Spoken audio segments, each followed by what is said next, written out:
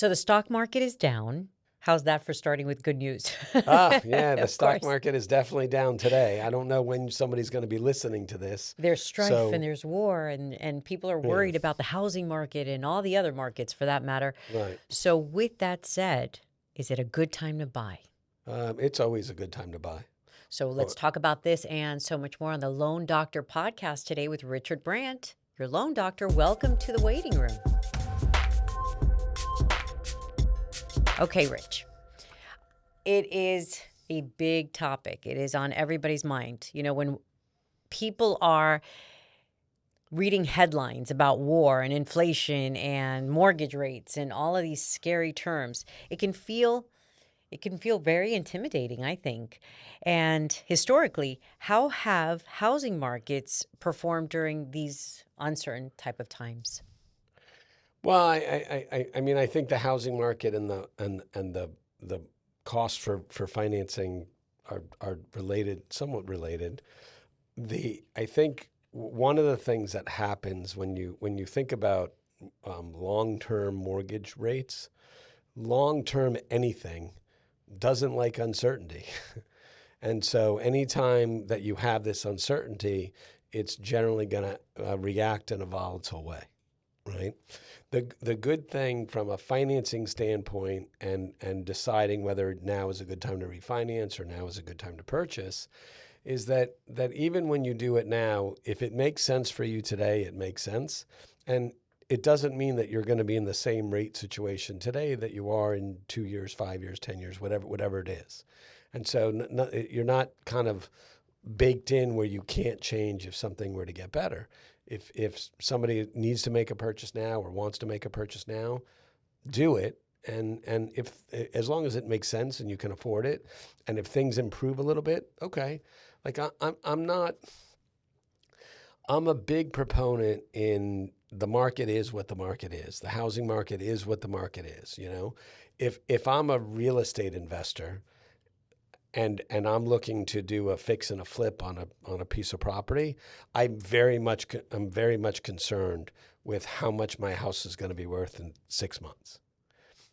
If I'm buying a house though that I'm going to live in for the next 4 or 5 years, or even own and rent it, you know, I'm really concerned is the housing market, is the house going to be worth more in 5 years than it is today? And history, whether it's during military strife or just in general, history says, and we've talked about it on other podcasts, that I think 79 out of the last 83 years, property values have gone up. Long Historically, term, it's always a good time to buy. historically, it's always a good time to buy. I think people get it in their head. The same thing happens, with the stock market, right? Is one of the reasons why the stock market goes down and then goes down even more is because the minute it starts to go down, people panic and they're And they start freaking sell, out. sell, sell, They sell, sell. start selling, blah blah Right. blah blah blah, and a good financial planner will tell you the best time to buy is now.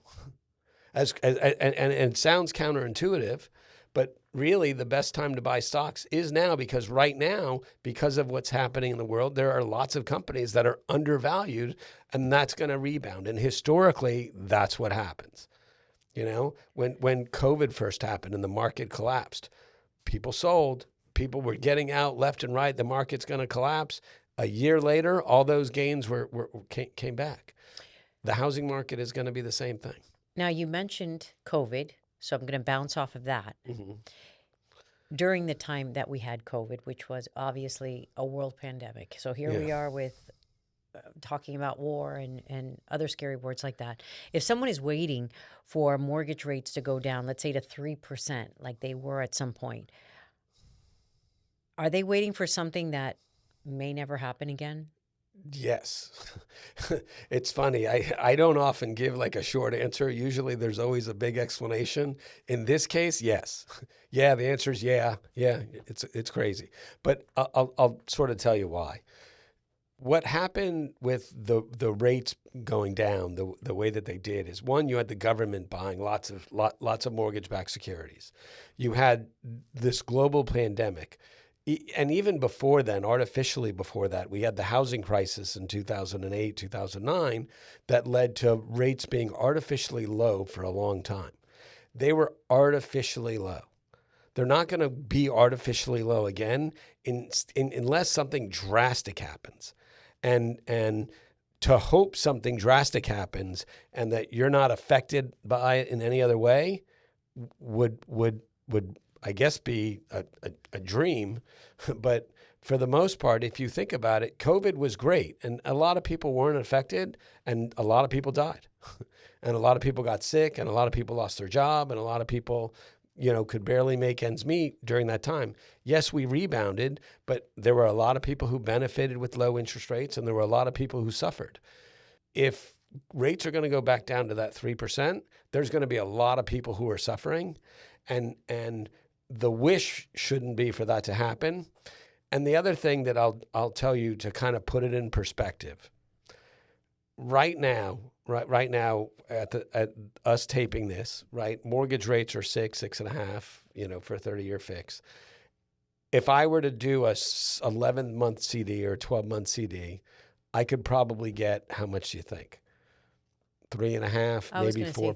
3.25. Okay, so 3.25, 6.25. The difference is 3%, right? When rates were at 3%, what could I get on a CD? 0. 0 and eighth, right? The difference was still 3%, right? So the way that your money moved, the way that money in general moved, it still moved at the same pace. Yeah, the number felt better, and you might have felt like your buying power was greater, but ultimately you were paying more for. You were paying this. You were getting the same returns that you were paying in interest. So you weren't any further ahead when the rates were lower. It just felt like you were. So with rates around, like you said, 6 to 6.5 range, and inventory is starting to rise, right? Yeah. Because it's sort of kind of a buyer's market again.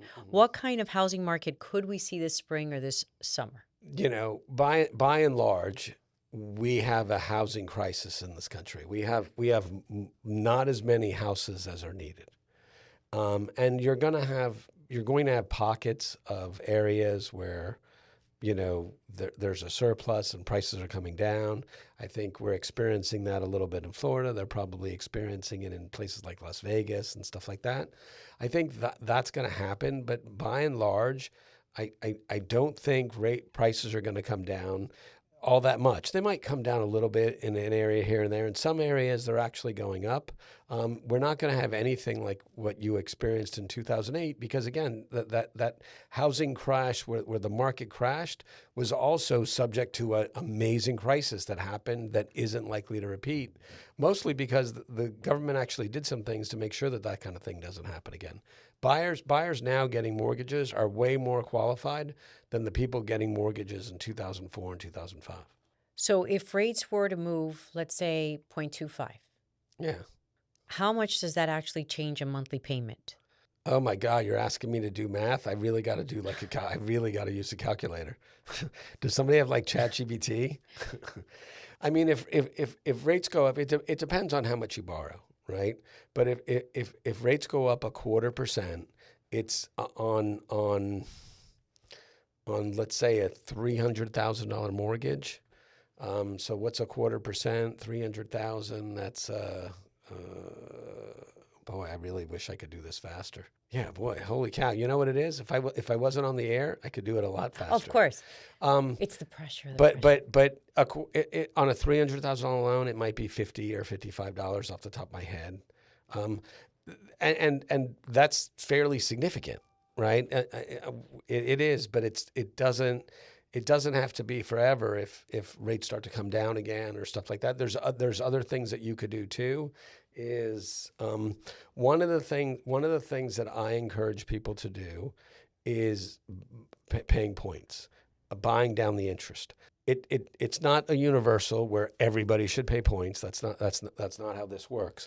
But what happens is when you look at mortgage rates and the way that mortgage rates trade, there are different values when you prepay interest, and that's all a point is prepaid interest.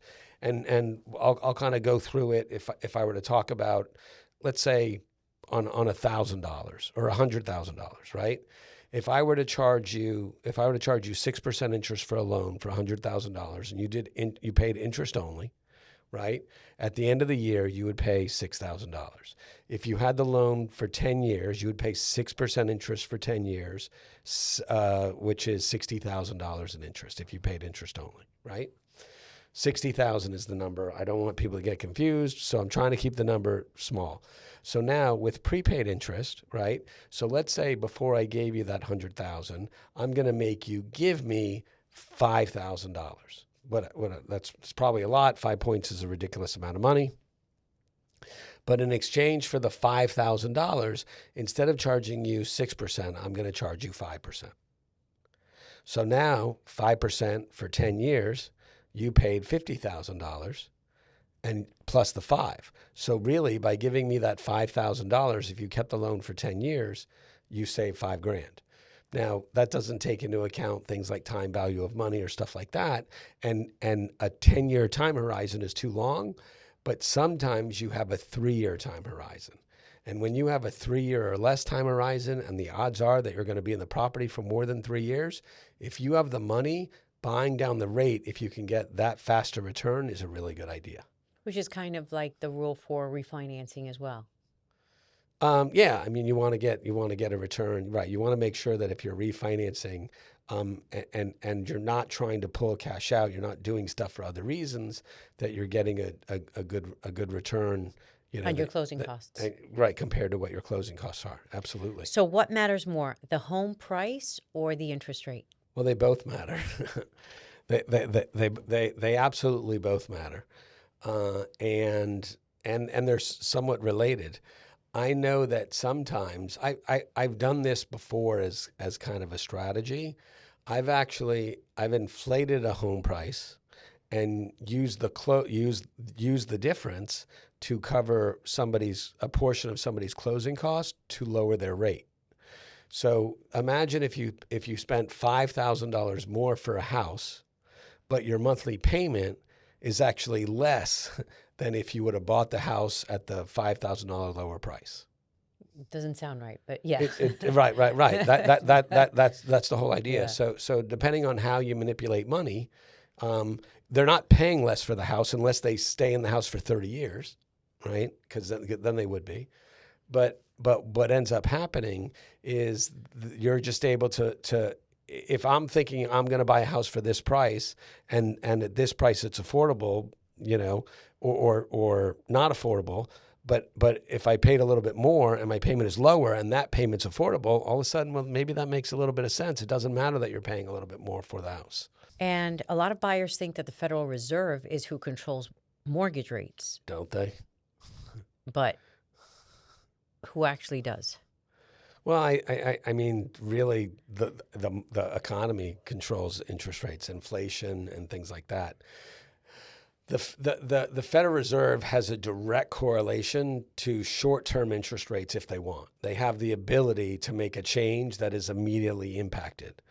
But long-term interest rates are really based on speculation of the market and things like that, and how consumer confidence, a whole host of things that are in that formula, and kind of like what we're experiencing now, this volatility, long-term. If you're asking me, the world is in a state of flux right now, and now you're telling me predict where we're going to be in 30 years. Holy Jesus, that's really tough. Right? It's hard enough when the world's not in flux, but who knows which way we're going to go. So when that happens, the markets react in a certain way that isn't necessarily favorable until they start to get a handle on it and realize what's happening. I mean, you can have volatility, but you want predictability, if that makes sense. We don't have to be at peace. We just have to be able to manage it. It's not the war per se. You don't have to be in an environment where there's all kumbaya in the world and everybody's getting along. You just have to know what's going on. That certainty is really the driving factor. Okay, so I'll ask you one more question, and I will go ahead and mention what's going on in the Middle East and what's going on overseas. How does that affect mortgage rates here? How does that impact somebody who would like to buy a home in the next 6 months? It really doesn't, other than rates might creep up a little bit. Like if you're looking, like one of the things that I would encourage you is if you were thinking about waiting now, prices might come down, but rates might go up. And if prices go down and rates go up, you didn't really save anything. So if you're thinking about buying now, I would still say do it. I don't think what's happening in the Middle East for most Americans is impacting your day-to-day life. It certainly impacts a lot of people, and you got to give it up to our servicemen who we've lost, and super unfortunate, and God for their sacrifice, and anybody in the military. So I'm not trying to trivialize that doesn't matter, because it certainly does. But for the vast majority of people, it doesn't have a direct effect. It certainly does, but not for the masses. And so if you're in that situation, I would still say that it makes sense. Oil prices are going up. Mm-hmm. I think that triggers inflation. That's going to have an impact on interest rates. And when oil prices go up, everything goes up. It Well, costs the more to get materials to stuff. create a house, just everything that you need Correct. everything goes up. Everything. So we're gonna be in a state of flux, but the decisions that you make today aren't permanent, right? It's really about the way that I kind of talk about it, and the way businesses talk about it is, think about it as a 5-year plan. What's going to happen over the next 5 years? And if I can feel good about what's going to happen over the next 5 years, then I'm okay making that decision. That's fair enough. Thank you, Richard Brandt, the Loan Doctor Podcast. This was a short one, but a good one. Okay, and maybe not every single question was a positive one, but we certainly got good answers. So thank you for that. And thank you for being in our waiting room.